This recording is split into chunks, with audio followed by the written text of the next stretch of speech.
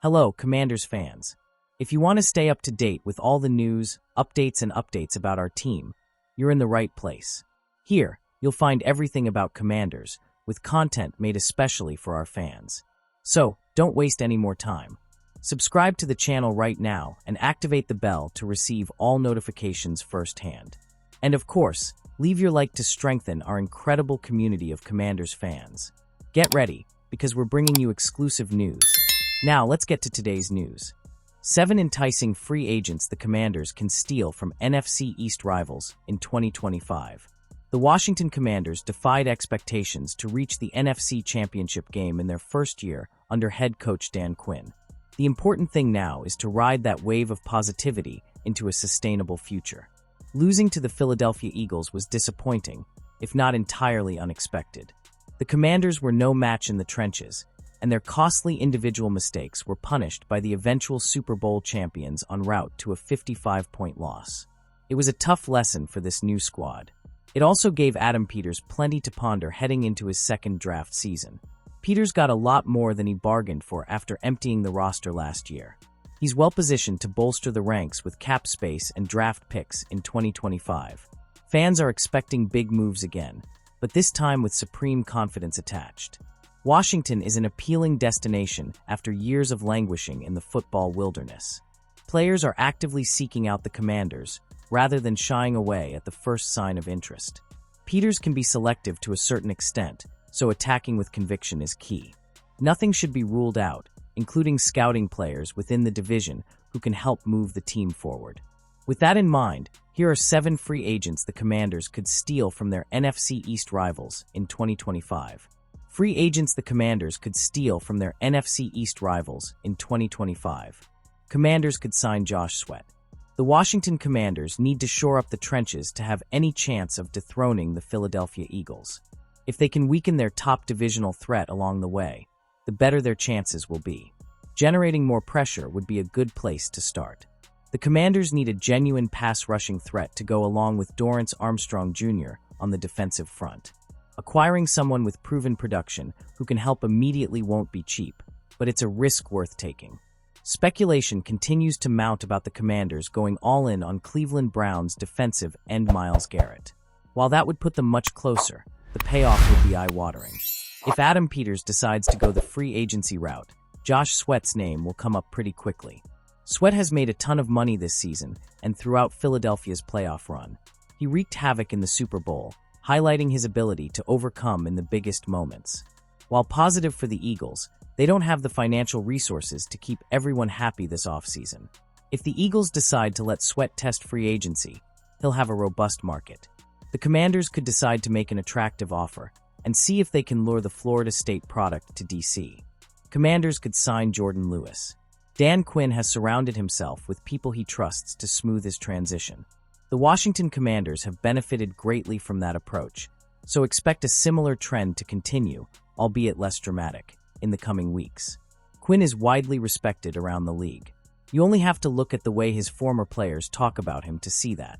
There also happen to be some notable Dallas Cowboys stars entering free agency who would likely consider reuniting with the coach in a different setting. Jourdan Lewis is flying under the radar compared to most free agents around the league. He's a solid cornerback who can help in all phases. No one will know more about how to best utilize his skill set than Quinn and Joe Witt Jr., so it will be fascinating to see if Washington throws its hat in the ring. Adding Lewis to a cornerback room consisting of Mike Sainristil, Marshawn Lattimore, and potentially Noah Igbinoghene represents a productive quartet with position flexibility at the line of scrimmage. Having those options should also give the defensive line 7 more time to generate pressure, which will only help Washington's cause. The Cowboys will make an effort to keep Lewis around. But if Quinn gives him a glowing recommendation, the Commanders should be at the front of the line if he tests the market. Managers can sign Isaiah Simmons. Not every free agency signing is going to be a marquee name. That's not how Adam Peters works. The general manager looks for athletic ability and how specific individuals fit into the schematic concepts. That happens in 1 year, and it proves that he's dealing with the promise of more if all goes well. It was a recipe for success in Peters' first year in charge. To stray from that completely would be foolish. Taking some calculated risks with players who have been a bit out of luck has been another successful method from Peters' perspective. Players like Jeremy Chin, Noah Igbinagin, and Dante Fowler Jr. have thrived with extra responsibility and another opportunity elsewhere. If the same approach is taken this time around, examining Isaiah Simmons' potential in more detail wouldn't be the worst idea in the world. Simmons was a highly touted college recruit out of Clemson on his way to becoming the number 8 overall pick in the 2020 NFL Draft. Things didn't work out so well with the Arizona Cardinals, who traded him to the New York Giants. Aside from a few flashes, his time at MetLife Stadium was largely disappointing. This would be profitable. Simmons has the size, explosiveness, and athleticism to be impactful in Dan Quinn's defensive system. Nothing would be guaranteed for the player in this scenario. He would have to earn his spot like everyone else. Commanders could sign Osa Odighizuwa. As previously mentioned, the Washington Commanders could turn to more former Dan Quinn associates if the right opportunities present themselves this offseason. And there's one name that's popping up more than most. The Commanders have some issues to address on their defensive front. That's most important on the interior, despite some substantial investment in recent years. Darren Payne and 2024 second-round pick Johnny Newton will be back. Jonathan Allen's future is less certain with one more year and no guaranteed money remaining on his deal. Trading or releasing the two-time Pro Bowler would save more than $16 million in salary cap space. But the Commanders would be losing an inspirational leader in the locker room. Quinn is reportedly excited about Dallas Cowboys defensive lineman Osa Odighizuwa. The UCLA product is coming off a breakout year and has developed encouragingly under the coach's guidance during his first few seasons. There are some minor concerns against the run, but he is one of the league's most productive interior pass rushers. Odighizuwa is projected to earn around $20 million per season on his next deal. If Allen and Payne remain with the team, that's a huge amount of money to allocate to one position group. It's a tricky conundrum that Peters needs to effectively solve. Commanders could sign Adoree Jackson. The Washington Commanders have high hopes for their cornerback duo of Mike Sainristil and Marshawn Lattimore in 2025. With a full offseason together, this has the makings of a productive partnership, provided the veteran trade addition can return to his former form. Other than that, it's a mixed bag at the position. Expect General Manager Adam Peters to bolster the ranks during the offseason at some point.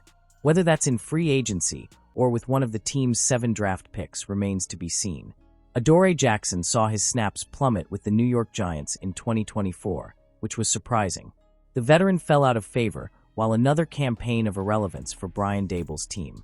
Still, this represents a decent rotational piece who would relish the opportunity to challenge himself on a contender.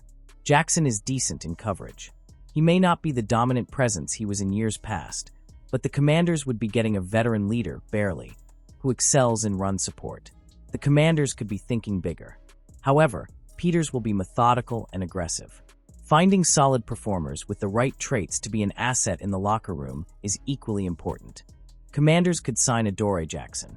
The Washington Commanders have high hopes for their cornerback duo of Mike Sainristil and Marshawn Lattimore in 2025.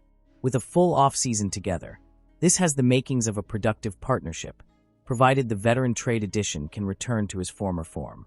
Other than that, it's a mixed bag at the position. Expect General Manager Adam Peters to bolster the ranks during the offseason at some point.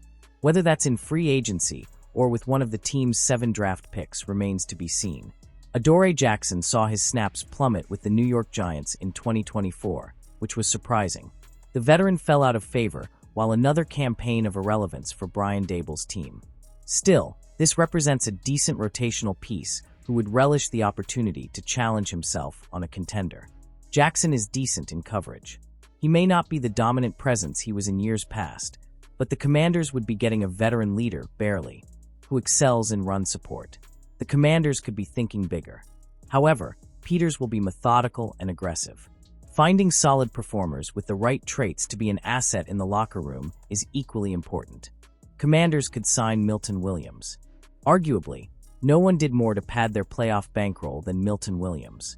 The Philadelphia Eagles defensive lineman was a one-man wrecking crew on the interior. Couple that with Jalen Carter and Jordan Davis's dominance in Vic Fangio's 3-4 front, and they became an unstoppable trio that no one effectively neutralized. Williams will be a hot commodity on the free agent market if the Eagles let things get that far. He's gained momentum at the right time with his best football ahead of him. Producing the goods without Carter and Davis clogging up the floor will be tougher, but the former third-round pick out of Louisiana Tech has the talent to make things happen. The Commanders could decide to pursue Williams. That depends on Jonathan Allen's future or whether to go after someone like Osa Odighizuwa, but nothing should be ruled out completely right now.